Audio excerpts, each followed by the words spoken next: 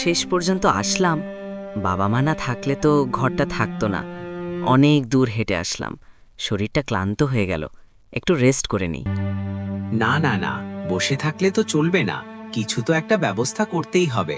বন্যার পানিতে সবকিছু চলে গেল, এখন তো শুধু বাবা মা রেখে যাওয়া ঘরটি আমার সম্পদ।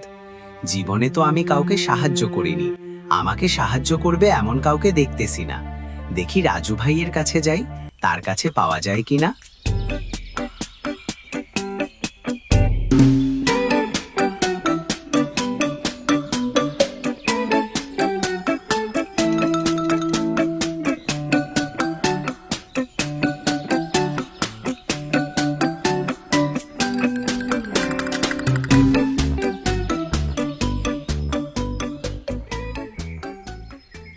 রাজু ভাই, ও রাজু ভাই, বাসায় আছেন আপনি?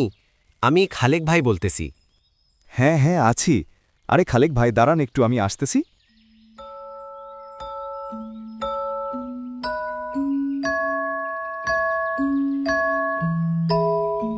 খালেক ভাই কেমন আছেন আপনি?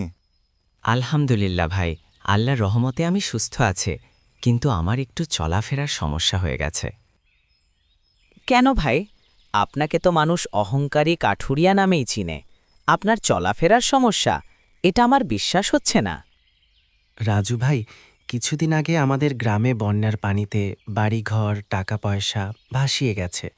অবশিষ্ট আর কিছু নেই, এখন শুধু বাবা মা রেখে যাওয়া ঘরটি আছে। আমাকে কিছু একটা ব্যবস্থা করে চলতে হবে ভাই। ভাই, আপনাকে দেওয়ার মতো আমার কাছে টাকা পয়সা নেই, একটা শুধু কুড়ুল আছে, চাইলে নিয়ে যেতে পারো।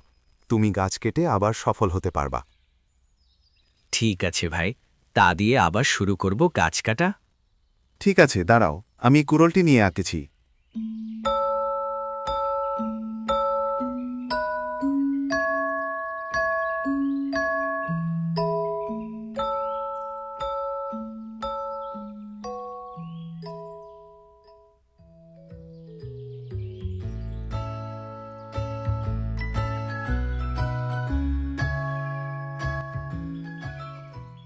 ভাই, আপনাকে অনেক ধন্যবাদ। কোনো সমস্যা নেই ভাই, তাহলে আপনি আসেন, আমি আবার দোকানে যাব। ঠিক আছে বলে কাঠুরিয়া ওখান থেকে কুড়ালটি হাতে নিয়ে চলে আসলো। কাঠুরিয়া কুড়াল হাতে পেয়ে একটুও দেরি না করে বাগানের দিকে ছুটল। বাগানে গিয়ে আবারও নতুন করে গাছ কাটা শুরু করল। এদিকে টিয়া পাখি মনের সুখে বসে আছে আর গান গাচ্ছে।